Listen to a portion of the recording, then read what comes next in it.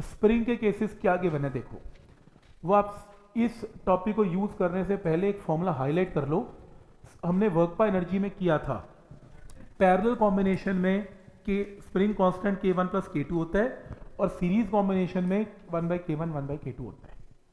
पहला क्वेश्चन है, ये आपके सामने दो स्प्रिंग्स हैं, एक मास है, इसका नेट टाइम पीरियड निकालो क्या होगा।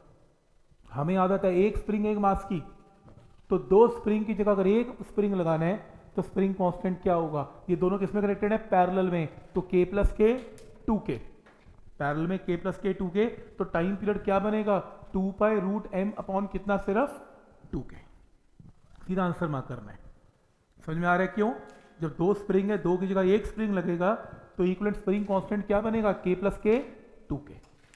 ये किसमें कनेक्टेड है, सीरीज में, सीरीज में कनेक्टेड है। सीरीज के अंदर फॉर्मूला ऐसा भी यूज कर सकते हैं, K1 K2 bye K1 plus K2, तो दोनों स्प्रिंग कांस्टेंट की वैल्यू एकदम बराबर है, बराबर है, तो क्या आंसर आएगा K/2। क्लियर है, 2π√m/K/2। ये दोनों किसमें कनेक्टेड हैं, लगते सीरीज में, बिल्कुल सीरीज नहीं है, ये पैरेलल है। और मेरे पास इस बात को प्रूव करने के दो तरीके हैं। पहला, तुम एक काम करो, इस स्प्रिंग को, ये मास है, इसको यहां से हटाओ, अपने हाथ में पकड़ लो ऊपर की तरफ, ऐसे यहां से तोड़ के ऐसे लटका दो, तो देखो कॉम्बिनेशन कैसा दिख रहा है, ऐसा दिखेगा, पैरेलल कॉम्बिनेशन दिखेगा, सीरीज नहीं दिखेगा कभी भी।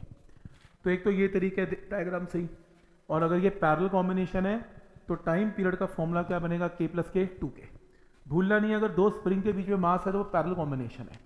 अगर ऐसे नहीं बात बनती तो ऐसा भी बन सकता है, सेम केस है, ये किसमें कनेक्टेड है, पैरेलल। ये देखो ना, एक मास आ गया।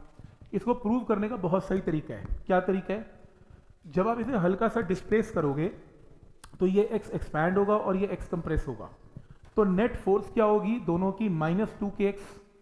फोर्स क्या होती है, मास इनटू एक्सेलरेशन, मास नीचे आ गया, SHM प्रूव हो गया, एक्सेलरेशन प्रोपोर्शनल टू डिस्प्लेसमेंट में नेगेटिव साइन।